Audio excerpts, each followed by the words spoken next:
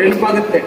ಬೆಳಗ್ಗೆ ಗ್ರೌಂಡ್ ಒಳಗಡೆ ಎಂಟ್ರಿ ಆಗಿದ ತಕ್ಷಣ ನಮ್ಮ ಸಿದ್ಧಾರೂಢ ಸರ್ ಪಯೇ ಮೂಡ್ ಪಿಚೆ ಮೂಡ್ ಅಂತ ಸ್ಟಾರ್ಟ್ ಮಾಡ್ತಾರೆ. ನಮ್ಮಲ್ಲಿ ಬೆವರು ಇಳಿಸುವಂತ ಕೆಲಸ ಮಾಡ್ತಾರೆ.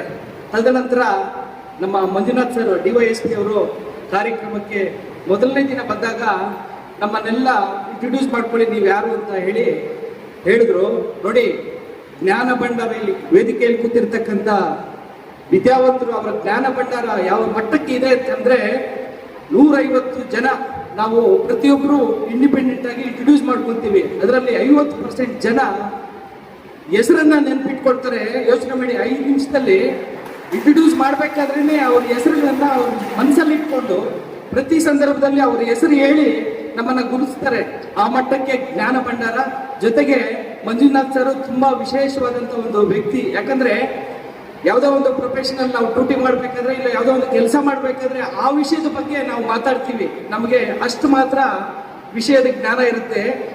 ಇವರು ಪೊಲೀಸು ವೃತ್ತಿಯಲ್ಲಿ ಲೆಕ್ಚರಿಂಗ್ ಎಷ್ಟು ಅದ್ಭುತವಾಗಿ ಕೊಡ್ತಾರೆ ಅಂದ್ರೆ ಯಾವುದೇ ವಿಷಯ ತಗೊಂಡ್ರು ಕನಿಷ್ಠ 2-3 ಗಂಟೆಗಳ ಕಾಲ ವಿಷಯನ ಮನದಟ್ಟು ಮಾಡ್ತಾರೆ.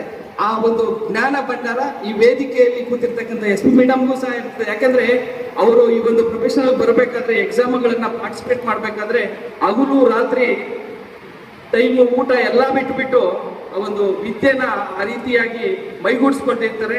ಇಂಥ ಒಂದು ವ್ಯಕ್ತಿಗಳ ಜೊತೆ ನಾವೆಲ್ಲ ಒಂದು 7 ದಿನಗಳ ಕಾಲ ಸಮಯವನ್ನು ಕಳೆದಿದ್ದೀವಿ. ಇಂಥ ಅವಕಾಶ ಎಲ್ರಿಗೂ ಸಿಗೋದಿಲ್ಲ.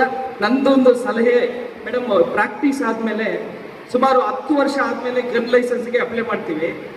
ಪ್ರಾಕ್ಟೀಸ್ ಮರ್ತೋಗಿರ್ತೀವಿ. ಯಾವತ್ತು ನೀವು ನಿಮ್ಮ ಹತ್ರ ಲೈಸೆನ್ಸ್ ಬರ್ತೀವೋ ಅವತ್ತು ಒಂದು ಶೂಟ್ ಮಾಡೋ ಥರ ಅಂದರೆ ಪ್ರಾಕ್ಟೀಸು ಅದರಲ್ಲಿ ಯಾರು ಪಾರ್ಟಿಸಿಪೇಟ್ ಮಾಡಿ ಗನ್ ಲೈಸೆನ್ಸ್ಗೆ ತುಂಬ ಮಾರ್ಕ್ಸ್ ಜಾಸ್ತಿ ಬರೋರು ಮಾತ್ರ ಡಿಸ್ಟ್ರಿಬ್ಯೂಟ್ ಮಾಡಿ ಅಂತ. Thank you madam.